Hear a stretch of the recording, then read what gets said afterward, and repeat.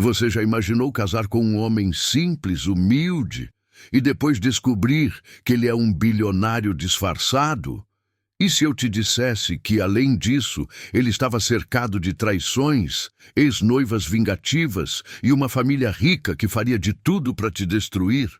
Pois essa é a história de Lúcia, uma mulher que só queria uma vida tranquila, mas acabou entrando num mundo de luxo, mentiras, poder e guerra. E antes de começar, já deixa aí nos comentários de qual cidade você está assistindo esse vídeo. Quero saber de onde vem a nossa audiência mais curiosa.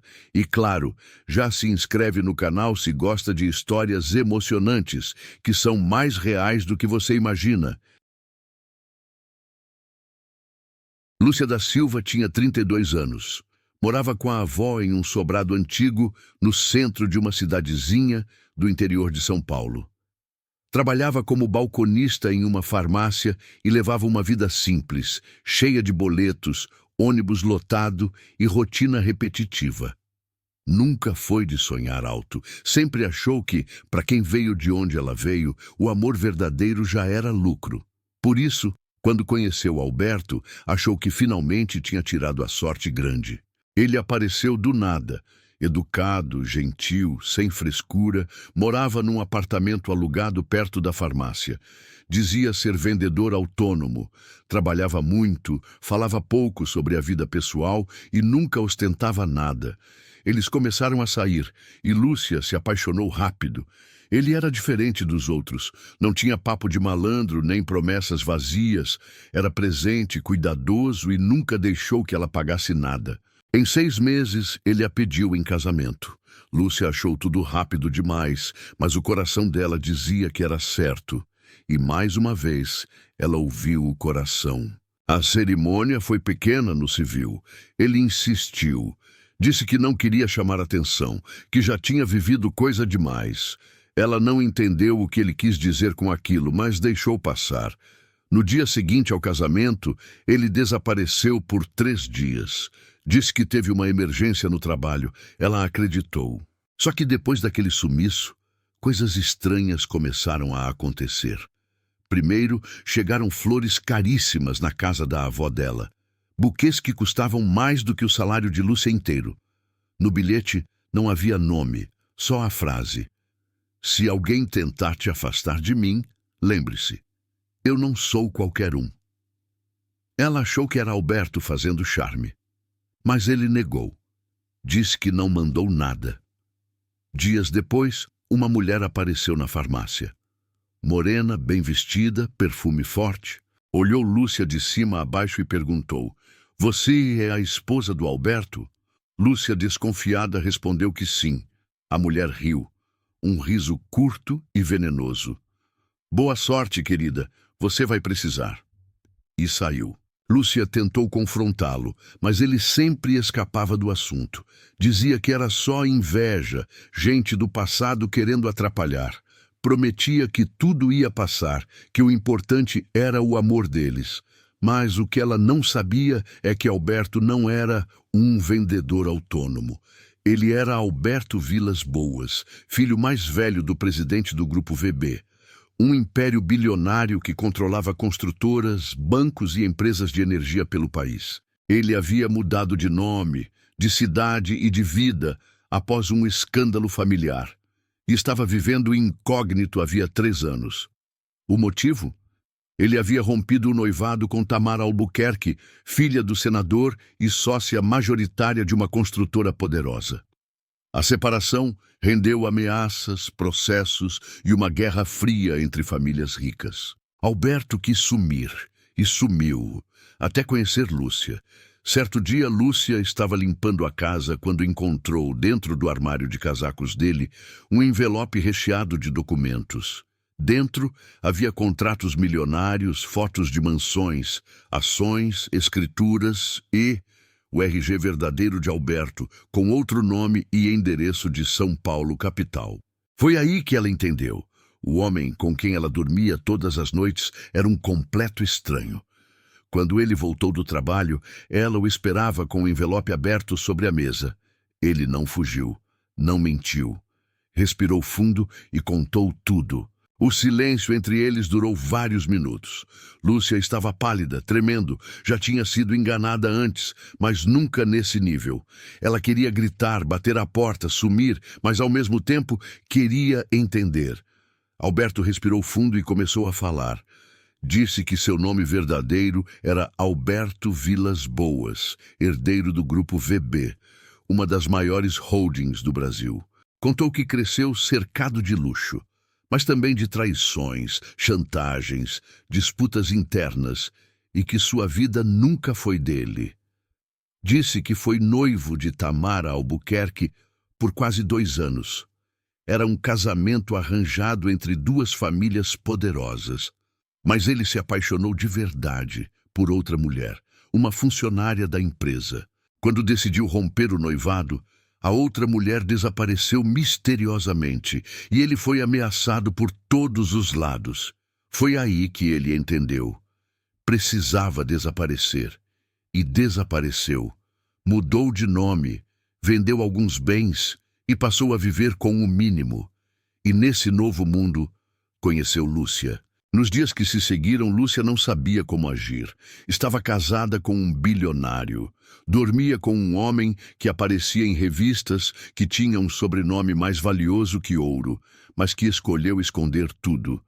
Sentia-se traída, mas também parte dela entendia. Ele a escolheu justamente porque ela não ligava para a fortuna, não estava atrás de interesse.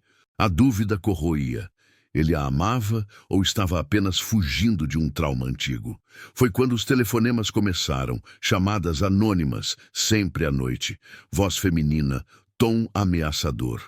Aproveita o pouco tempo que te resta com ele, porque ele não é seu. Nunca foi e nunca vai ser. O nome dela começou a surgir por todo lado. Antiga noiva, rica, bonita, impiedosa, filha de senador. E, segundo revistas de negócios, ainda mantinha 50% das ações da construtora que Alberto dirigia antes de sumir. Tamara era o tipo de mulher que não aceitava ser deixada. Quando Alberto desapareceu, ela gastou meses tentando encontrá-lo. Não por amor, mas por orgulho, por poder e por vingança. Quando descobriu que ele havia casado com uma qualquer do interior, ela ficou em choque. E quando teve certeza, decidiu agir. Se o nome Albuquerque era perigoso, o sobrenome Vilas Boas não ficava atrás. Do nada, uma BMW preta parou na frente da casa de Lúcia. Um senhor elegante, com ar de desprezo, e 2 mulheres loiras ao lado, a irmã e a madrasta de Alberto, desceram do carro. Era o pai dele, Carlos Vilas Boas. Um tubarão de negócios e um homem que sempre colocou a reputação da família acima de qualquer afeto. Sem rodeios, ele falou: "Isso não vai durar, minha filha. Ele pode ter fugido da realidade por um tempo, mas a família vai trazê-lo de volta. Você não pertence ao nosso mundo." Lúcia, atônita, apenas respondeu: "Mas ele escolheu estar aqui." Carlos riu. "Até quando?" Na semana seguinte, Lúcia foi demitida da farmácia, sem explicação. O dono, amigo de infância, apenas disse que estava sendo pressionado. No mesmo dia, a avó dela recebeu uma intimação judicial dizendo que a casa onde moravam estava sendo colocada em disputa de herança. Uma briga familiar antiga, ressuscitada misteriosamente. As flores caras voltaram a chegar, mas agora com ameaças escritas. Se você não sair da vida dele, vai perdê-la. Era claro. Tamara estava por trás daquilo, e a família de Alberto estava deixando acontecer. Mas o pior ainda estava por vir. Nos dias seguintes, Lúcia passou a viver como se estivesse sendo vigiada. A campainha tocava e ninguém estava do outro lado. O interfone dava chiados à noite. Um carro branco ficava parado na esquina da rua por horas. Às vezes com faróis acesos, às vezes com os vidros escuros levantados. Ela começou a sentir medo de sair. Passou a trancar a casa com 3 voltas de chave. Trocou o número de celular. Parou de visitar os amigos. E, acima de tudo, parou de confiar. Alberto tentou protegê-la. Disse que resolveria tudo, mas Lúcia sabia. Aquilo não era só uma briga de ex, era guerra. Certa noite, Lúcia teve um pesadelo. Nele, ela viu uma mulher caindo de um prédio, gritando sem som. Acordou suando frio. Não contou a Alberto, mas não conseguiu esquecer o rosto da mulher do sonho. Na manhã seguinte, estava mexendo no Google, tentando entender melhor quem era Tamara. Foi aí que encontrou uma notícia antiga, de 2 anos atrás. Funcionária da VB Engenharia desaparece misteriosamente após suposto envolvimento com herdeiro. O nome da mulher, Amanda Rocha. Na foto, Amanda sorria. Era bonita. Olhos castanhos, cabelo liso, sorriso tímido. Lúcia sentiu um calafrio. A matéria dizia que ela havia trabalhado na equipe de comunicação da empresa e que rumores diziam que ela e Alberto tinham um caso secreto. Ela desapareceu sem deixar rastro. O corpo nunca foi encontrado. A polícia considerou fuga voluntária, mas Lúcia sabia. Aquilo tinha cheiro de abafamento. No mesmo dia, Lúcia decidiu vasculhar o apartamento de Alberto. Ele havia saído para uma reunião e deixado o notebook aberto. Não era invasão, era sobrevivência. Enquanto explorava pastas, encontrou uma que estava com nome de código. AR 2019. Abriu. Dentro, dezenas de fotos. Amanda sorrindo. Amanda ao lado de Alberto. Amanda em um jardim. Amanda com o cabelo molhado, sentada na beira de uma piscina. E no fundo de tudo, um vídeo, de 2 minutos. Ela clicou. A imagem tremia. Amanda aparecia chorando, olhando para a câmera. Se você está vendo isso, é porque algo aconteceu comigo. Eu tentei sair, tentei avisar, mas eles me encontraram. Por favor, não confie neles, não confie na família Vilas Boas, não confie nem na... O vídeo travou e nunca voltou a funcionar. Aquela frase cortada martelou na mente de Lúcia por horas. Não confie nem na... Na quem? Será que Amanda falava da empresa? De alguma pessoa específica? De... Alberto? Lúcia estava ficando paranoica, mas quem não ficaria? Estava mergulhada em um mundo onde as pessoas desapareciam, famílias ricas manipulavam tudo, e até a polícia parecia estar do lado errado. Ela começou a rever cada detalhe da relação com Alberto. Começou a notar coisas que antes não via. Por que ele nunca apresentou os amigos? Por que falava tão pouco sobre o passado? Por que ele nunca falava sobre Amanda? A ficha estava caindo devagar, mas com peso. Talvez ela não tivesse se casado com um homem simples, e nem com um homem arrependido. Talvez ela fosse só mais uma peça no jogo. Na noite seguinte, a campainha tocou. Era ela, Tamara, vestida com um sobretudo vermelho, salto alto, maquiagem perfeita. Tinha a aparência de uma atriz de novela, mas o olhar de uma cobra. Lúcia congelou. A avó, que assistia TV na sala, ficou sem reação. Tamara entrou sem ser convidada. Olhou em volta como quem avalia um lugar que um dia já foi dela. Sentou-se no sofá, cruzou as pernas e disse: "Eu vim te avisar, Lúcia. Isso não é sobre amor. Nunca foi. Alberto faz isso desde sempre. Escolhe uma, envolve, promete o céu. Depois, acontece o que sempre acontece." Lúcia respondeu fria. "Aconteceu contigo, né?" Tamara sorriu com desprezo. "Eu sobrevivi." Amanda não teve a mesma sorte. Antes de sair, ela deixou um envelope sobre a mesa. Dentro havia uma foto. Amanda, desacordada, dentro de um carro. Ao lado, Alberto. E atrás da foto, uma frase escrita à mão: "Você é a próxima." Lúcia passou a noite em claro, com a foto de Amanda nas mãos e o estômago embrulhado. A imagem dela, inconsciente, dentro do carro, com Alberto ao lado, não saía da cabeça. Era um soco na alma. Ela queria respostas, mas sabia que perguntar diretamente seria inútil. Se ele mentiu até sobre o próprio nome, o que mais ele esconderia? No dia seguinte, ela se levantou cedo e foi até a única pessoa que poderia lhe dar alguma luz. O porteiro do antigo prédio onde Amanda morava, segundo uma das pastas no notebook de Alberto. O prédio era velho, no centro de São Paulo, daqueles onde a umidade briga com a pintura. O porteiro, seu Joel, era um senhor simpático, mas de olhar desconfiado. Lúcia fingiu ser uma amiga antiga de Amanda, dizendo que queria descobrir o que realmente havia acontecido com ela. Seu Joel hesitou. Depois de muita insistência e uma pequena contribuição em dinheiro, ele falou: aquela menina sumiu de um dia para o outro. Mas não foi sozinha, não. Teve um dia que ela saiu chorando com uma mala e um homem veio atrás. Bonitão, alto, elegante, igual artista. Lúcia engoliu seco. Você lembra o rosto dele? O porteiro assentiu. Lembro sim, até hoje. Era esse aqui. E apontou uma reportagem antiga impressa na parede da guarita. A foto era de um evento empresarial. E no meio dos engravatados estava Alberto Vilas Boas. A cada nova descoberta, Lúcia sentia como se estivesse desenterrando um corpo, e cada osso era uma mentira. Começou a montar as peças na cabeça. Primeiro, Amanda se envolveu com Alberto. Depois, ela quis sair. Depois, desapareceu misteriosamente. A família abafou tudo. Agora ela, Lúcia, estava exatamente no mesmo lugar. O padrão era claro e aterrorizante. Ela não podia mais esperar. Precisava confrontar Alberto. Era noite quando ele chegou.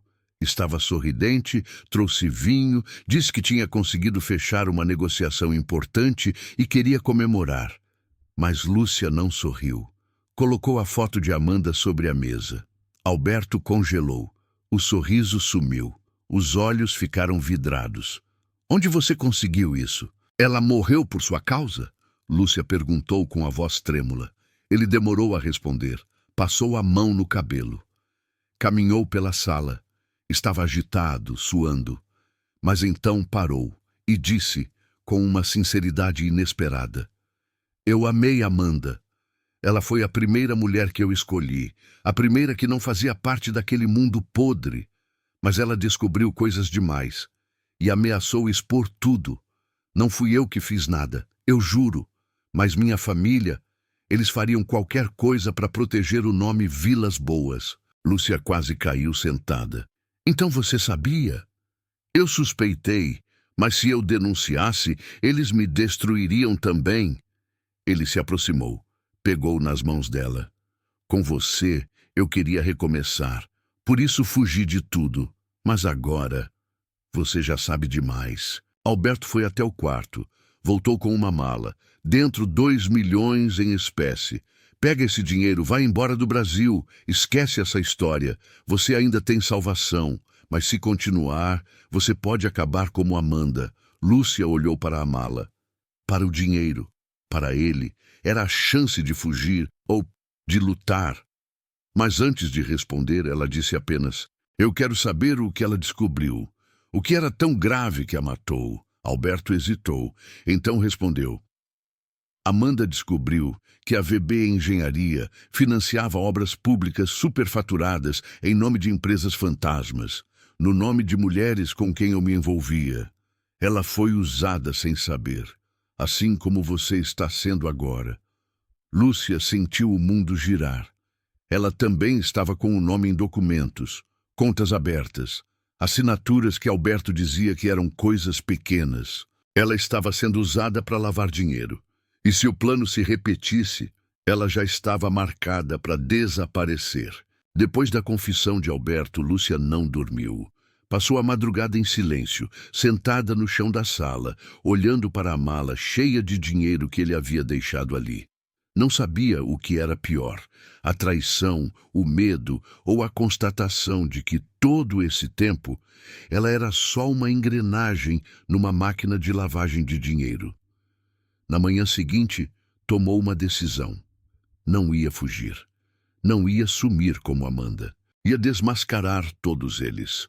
Mas sabia que precisava ser esperta. Ninguém enfrentava uma família bilionária sem estratégia. E ninguém sobrevive nesse jogo mostrando as cartas antes da hora. O primeiro passo foi reunir provas. E para isso, ela contou com alguém improvável.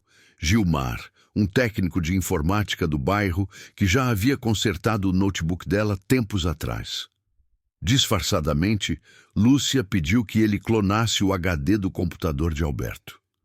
Gilmar não fez muitas perguntas.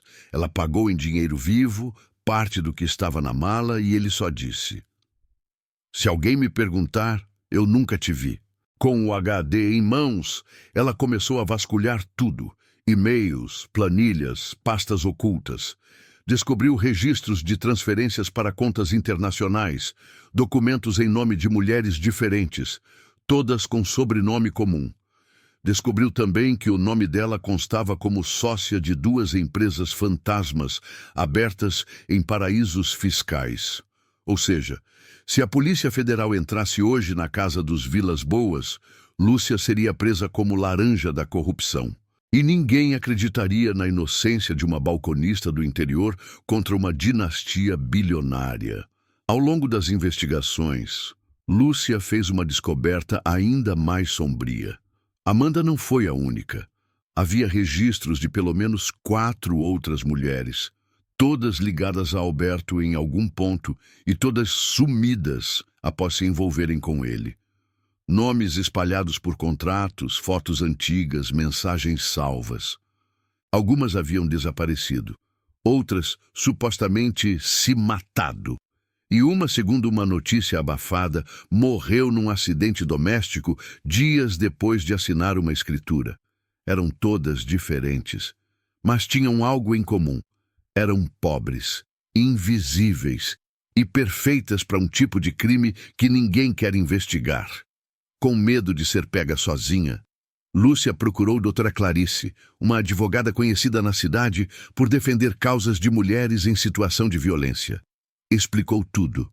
Mostrou os arquivos. Clarice arregalou os olhos, mas não se assustou. Você está lidando com gente poderosa, mas burra. Eles repetem o padrão porque acham que ninguém vai ligar os pontos. Mas agora você tem os pontos. A gente só precisa do fio que costura tudo. Clarice colocou o material num pendrive criptografado e começou a montar um dossiê. O plano é entregar tudo ao Ministério Público, à imprensa e à Polícia Federal ao mesmo tempo. Se uma das frentes recuar, as outras expõem.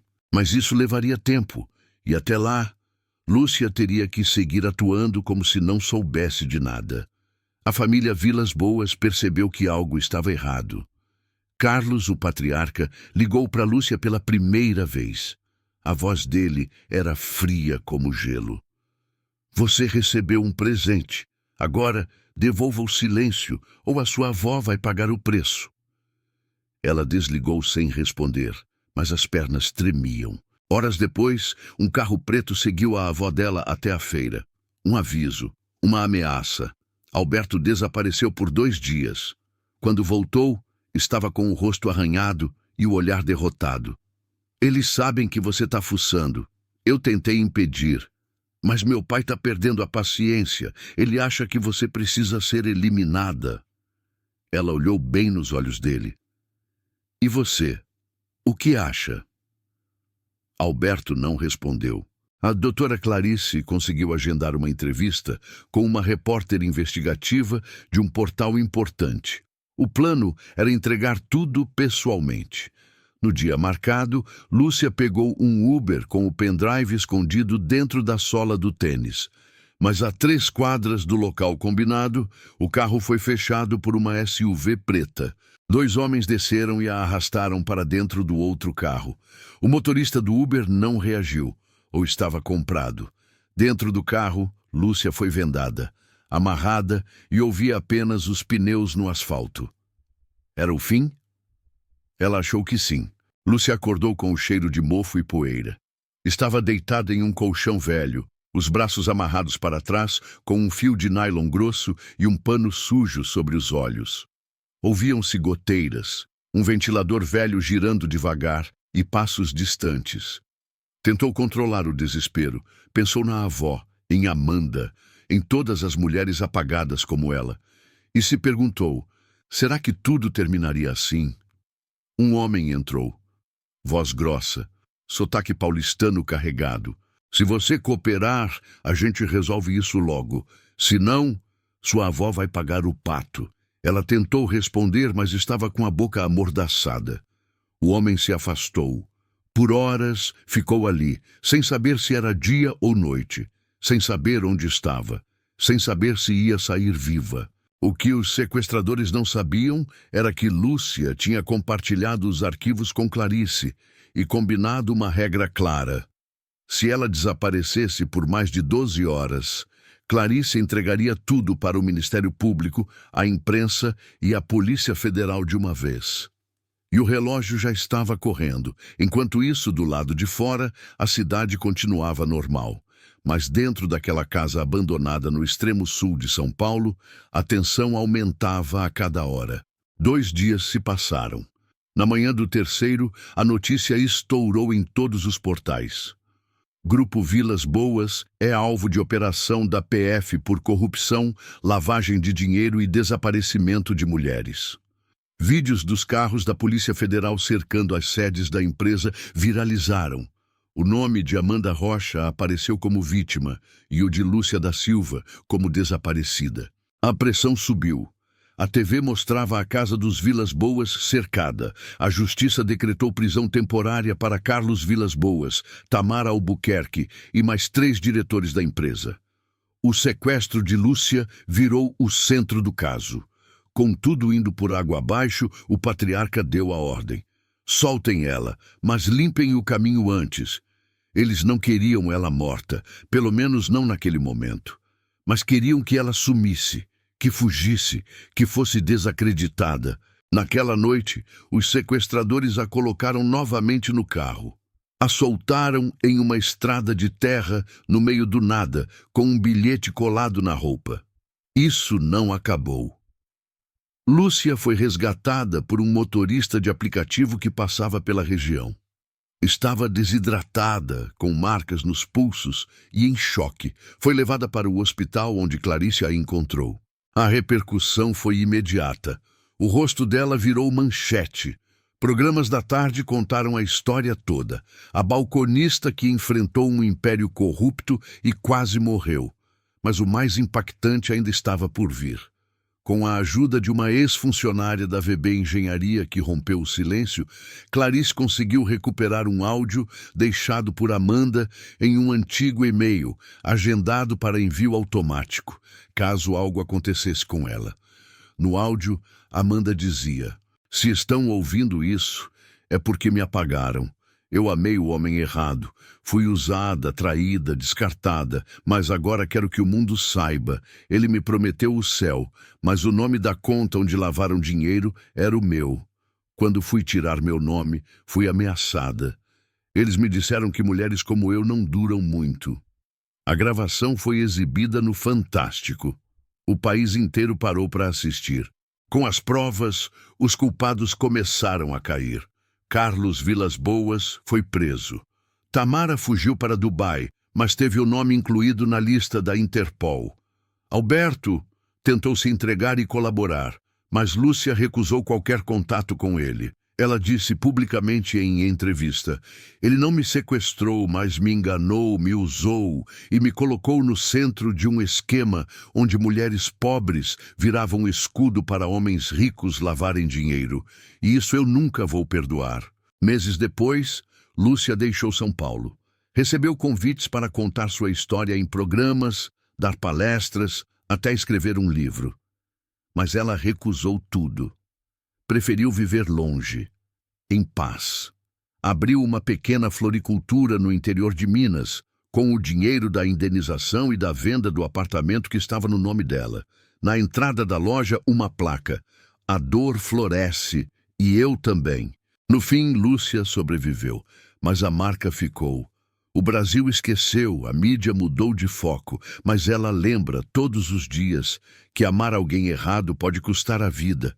E que no mundo dos bilionários, nada é o que parece. No mundo dos bilionários não são os mais espertos que sobrevivem, são os que aprendem a calar na hora certa e a gritar quando ninguém mais pode ignorar.